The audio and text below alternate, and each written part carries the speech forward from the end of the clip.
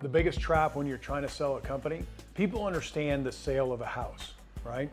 When you go to sell your house, you go to a real estate agent and say, what is it that the market will bear as it relates to the price of my house? And a buyer comes along and they're like, you know what? I'm gonna buy that house. What happens? The bank comes out, they have a look at that house. They have somebody that comes, does an appraisal. And when they do an appraisal, they say, I'm willing to give the buyer a mortgage that is this much. And people seem to understand that. Yeah, that makes sense.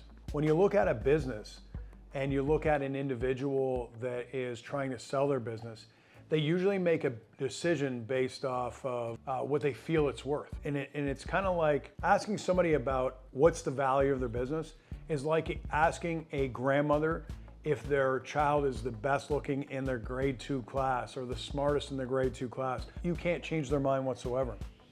Well, it's the same situation as no matter what I put as a price on my business, the business owner still, even if they agree to pay that price, they still have to go to a bank, and the bank comes and appraises that business and says, this is how much we're willing to give you in terms of a note.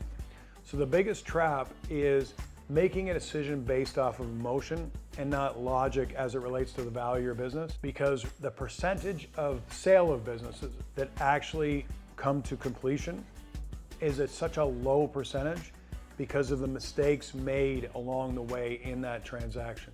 Overinflated indication of value. In other words, the business owner thinks it's worth a lot more than it is, and then the buyer, whether they agree or not, it's what they're going to get funded for. That's the biggest trap I see when exiting a business.